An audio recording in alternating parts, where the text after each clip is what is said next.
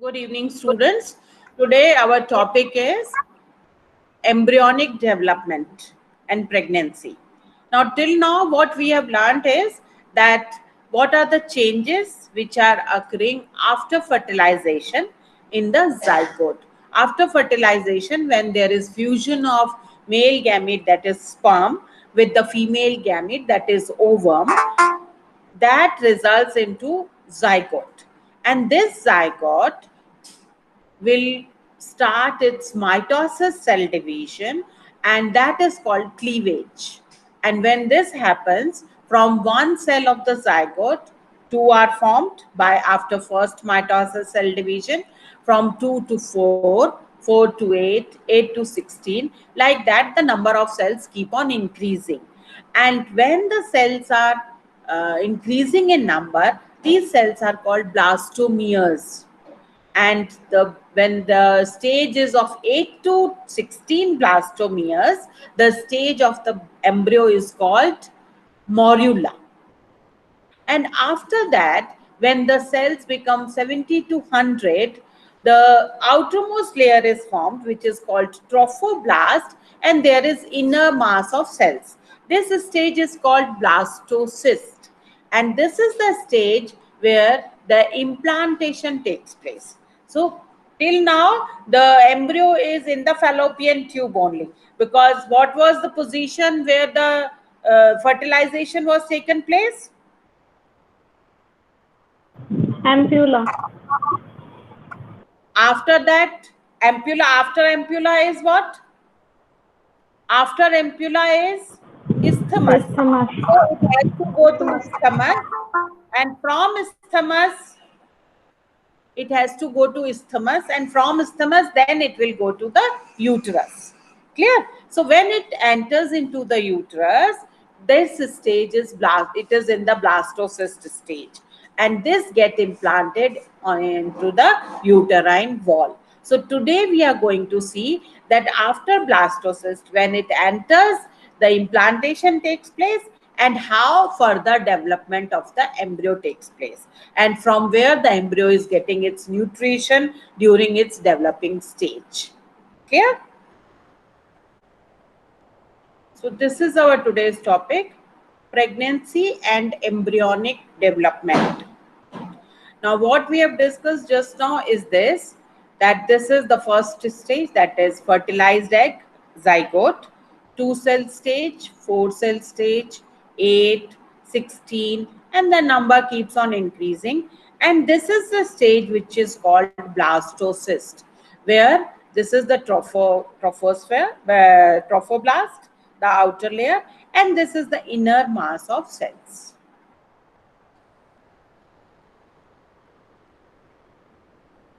Now, what happens when the blastocyst comes into the uterus? The outermost extra embryonic layer, which is called chorion, this sends some finger-like projections, and these are called chorionic villi.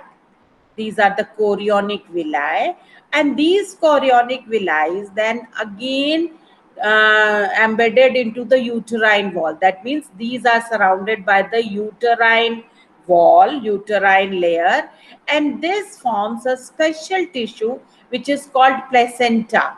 So placenta is this disc-shaped tissue. This is a special tissue, which organ, which is formed by the interlocking of the chorionic villi and the uterine layer. And by this interlocking, this placenta is formed. And this placenta is richly supplied by blood vessels. And this is the structure, this is the structural and functional unit which helps in the transportation of nutrition and oxygen to the developing embryo from the mother's blood, maternal blood, and at the same time, the excretory materials, the waste material from the embryo will go into the maternal blood. So this transportation, the connection between the mother and the fetus, the developing embryo, is called placenta. And this placenta is connected to the embryo by this umbilical cord. This is called umbilical cord. And this cord is the cord. Cord is rope-like structure. So this cord is there, which is connecting the placenta to the fetus. If you have seen a newly born baby, you must have seen there is a cord-like structure which is coming out of the navel region of the baby. That is umbilical cord, because at the time of the delivery, this umbilical cord is cut and the baby is taken out. So this is that structure, umbilical cord, which is helping the connection, the transportation of material from mother to fetus to mother through this special structure which is called placenta. After implantation, finger-like projections. Take these notes. After implantation, finger-like projections appear on the trophoblast. And these finger-like projections are called chorionic villi. This is again showing the developing embryo here, and this is the umbilical cord, and this is the special structure, placenta. So these finger-like projections which appear on the trophoblast are called chorionic villi. Chorionic villi get surrounded by uterine tissue and maternal blood.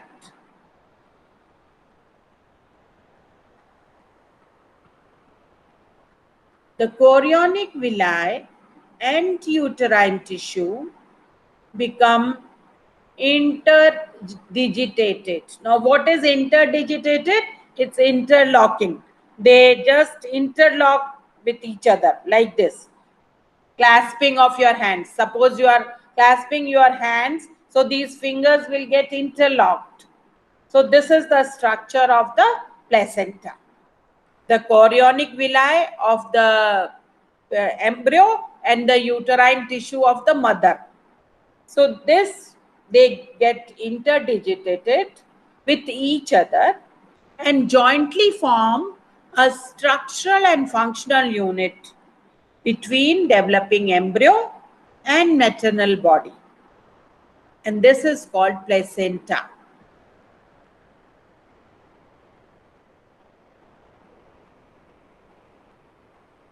This is one very important 1-mark question. They often ask, what is placenta? So you should know that it is a structural and functional unit between developing embryo and the maternal body, which is formed by the interdigitated form of the chorionic villi of embryo and uterine tissue of mother. Now, see, in this diagram, it will become more clear that how it has been formed. This pink structure which you can see is the placenta. Now, these are the villi. These are the villi which are the projections, finger-like projections of the chorion. Now, let me tell you something about this chorion. There are few extra embryonic layers around the embryo, and these layers are amnion, chorion, and allantois. This all is not there in your syllabus, but you should be knowing that from where this chorionic villi comes. So this villi is the finger-like projection of the chorion, that is the outermost extra embryonic layer of the embryo. So this chorion, from the trophoblast, these villi come, and these are called chorionic villi from the embryo. And these are the structures of uterus. These pink structures are of uterus. So this uterine wall, the uterine villi and the chorionic villi, they just get interlocked with each other. And when this interdigitated structure is formed. This is called placenta. So this becomes the placenta, which is the special disc-shaped organ present in a pregnant lady, and this placenta is the structural and functional unit,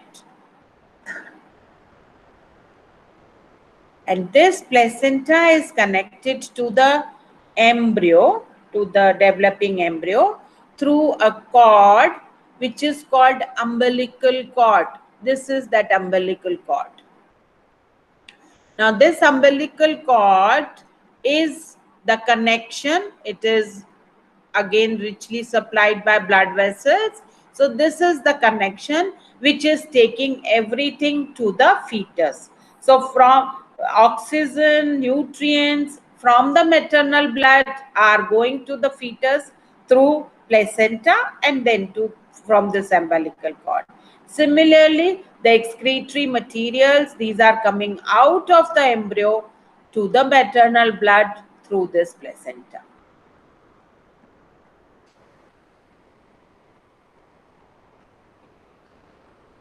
Now this is again the developing embryo inside the uterus, and these are placental. Placental villi is the name given to the villi of the uterus and chorionic villi, which are present in the placenta. So they together are called placental villi. This is the placenta. And this is allantois. As I told you, allantois is the middle layer. This is the outermost layer, amnion, chorion, amnion, chorion, amnion, allantois, and then chorion. Amnion is the innermost, and then this is the amniotic fluid in which the embryo is developing. This is the amniotic fluid. And this sac is called amniotic sac.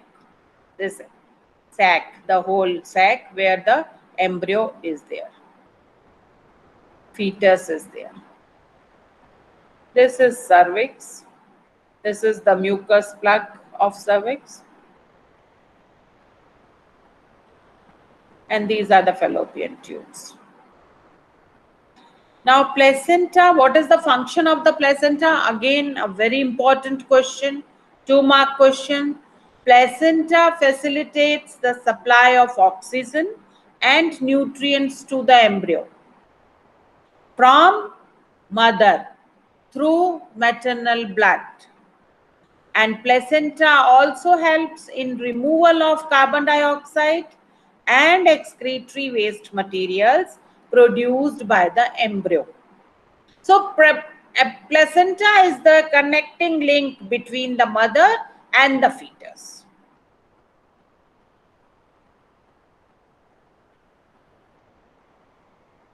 The placenta is connected to the embryo through an umbilical cord. Now, this umbilical cord is responsible for the transport of substances to and from the embryo. To the embryo from mother and from the embryo to maternal blood. So, this is the cord, this is the road, this is the connection which is connected to the placenta and to the embryo. So, placenta is connected to the embryo through an umbilical cord which helps in the transport of substances to and from the embryo. Now there is another very important function of placenta. Placenta also acts as an endocrine tissue. What do you mean by endocrine? Endocrine are the tissues or the glands which are secreting the chemicals, the substances which directly go into the blood. They are ductless. Endocrine means ductless. They don't have any ducts to send their secretion to a particular place, but they send their secretion to the blood.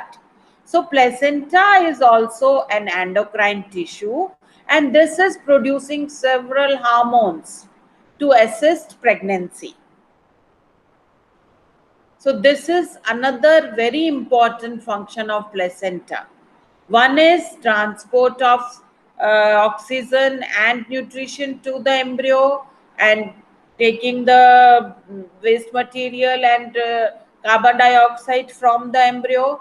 And the second thing is it is acting like a endocrine tissue, and the hormones are which are being secreted by the placental tissue are human chorionic gonadotropin, which is written as H small c capital G capital, in short HCG, human chorionic gonadotropin.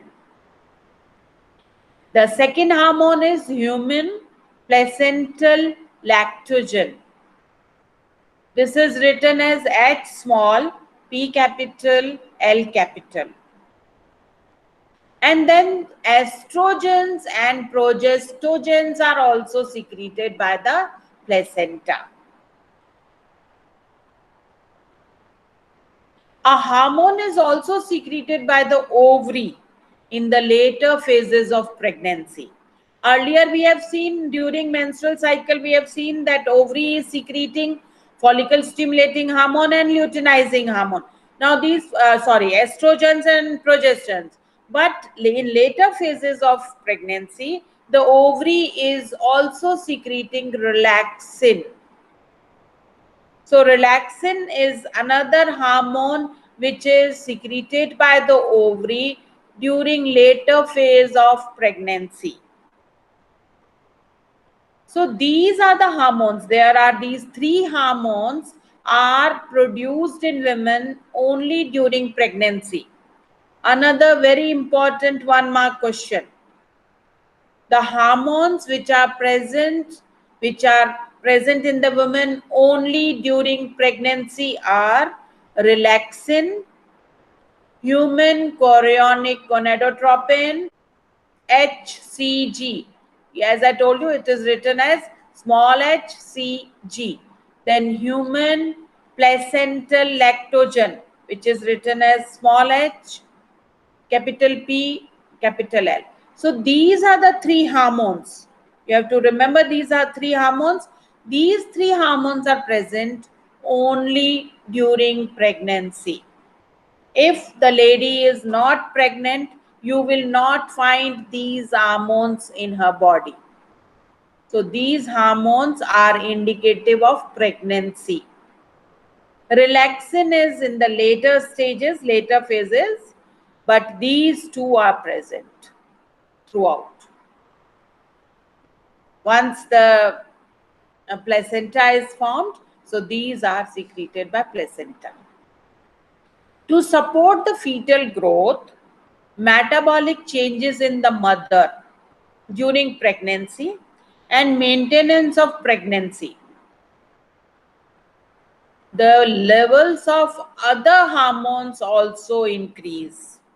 It's not only these three hormones, the other hormones also, such as estrogens, such as cortisol, such as prolactin. So these are the hormones, they also increase several folds in pregnant lady. So these three are present only in pregnant lady, but the levels of other hormones, you will find several fold increased levels of other hormones present in the maternal blood when the lady is pregnant.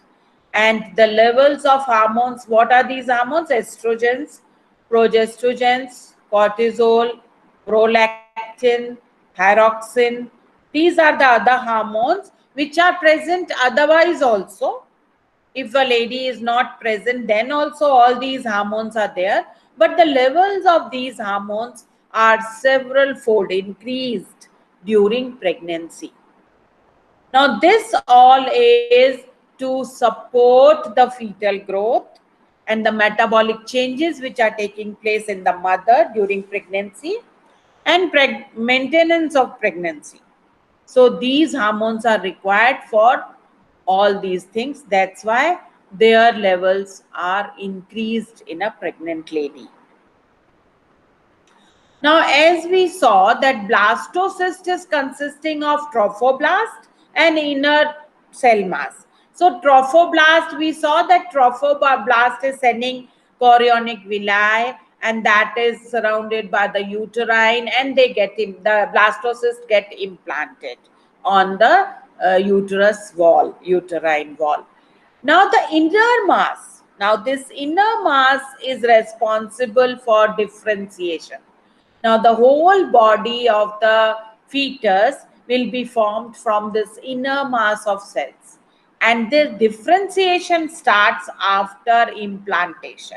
Once the blastocyst is implanted on the uterine wall, the differentiation of inner mass of cells start. The outer layer will form ectoderm. The inner layer will form endoderm. If you remember the classification which you have done in 9th and 11th, we learned about the terms diploblastic, triploblastic. So diploblastic is two germ layers, where only two layers are forming the whole body, ectoderm and endoderm. The animals are called diploblastic. Triploblastic, when ectoderm, endoderm, and there is another layer which comes in between, and this is called mesoderm. So these organisms are called triploblastic. So as we human beings are triploblastic, so we have these three layers we are formed from inner mass of cells: ectoderm, endoderm, and then after that a middle layer between these appears, and this middle layer is called mesoderm. Now, these three layers will give rise to all organs and further as all tissues, and then further organs in adults. That means the whole body of the adult human being or the fetus is going to be formed by ectoderm, endoderm, and mesoderm. Now, inner cell mass contains certain cells which are called stem cells, which have a potency to give rise to all the tissues and organs. Now, you must have uh, heard about these stem cells. These stem cells are the very new term in the biology, and this stem cells has its importance. What is its importance these days? At the time of birth, the parents are asked whether they want to preserve the stem cells of the baby. Why? Because afterwards, if there is any accident or if there is any organ which require repairment, these stem cells will help in that. So these days, these stem cells are being preserved, though there is some cost of this. So with the consent of the parents, the doctors are preserving these stem cells of the baby in their hospitals, so that if anything happens which afterwards with that baby when he or she becomes adult, then these stem cells can be used, because these stem cells are the very special cells which have not yet been differentiated, and they have the potency to give rise to all the tissues and organs. So this is also very important term. Now we will see what are the major features of embryonic development at various months of pregnancy. So after 1 month, the 9 months pregnancy is there. The gestation period for the human beings is 9 months. So after 1 month, heart is formed. So if you have younger brothers, sisters, or you have seen the birth of any baby, you must be knowing that when the lady is going for the checkups, the doctor will first of all try to find out the heartbeat, and if heartbeat is found with the help of the stethoscope, then it is considered that the baby is growing well and baby is healthy. So the first sign is, which comes after 1 month, that is heart is formed. And after second month, limbs and digits of the fetus develops. After third month means first trimester, 12 weeks. After first 3 months, it is called first trimester. 3 trimesters are there, first, second and third. 3 plus 3 plus 3, total 9 months. So first trimester is first 12 weeks. So after first trimester, major organ systems are formed. Limbs and external genital organs are formed. After fifth month, first movements of the fetus, the mother can feel the movement of the fetus. As you must have seen in many movies also, that the baby kicked. Baby kicked means there is movement in the fetus, and this movement starts after fifth month. And there is appearance of hair on the head of the baby fetus. After 6 months, that is end of the second trimester, 24 weeks, body is covered with fine hair, the whole body. Then eyelids separate, eyelashes are formed. After 9 months, that is end of the third trimester, the fetus is fully developed and ready for delivery. So these are the things which are happening month-wise in the development of the embryo when there is pregnancy.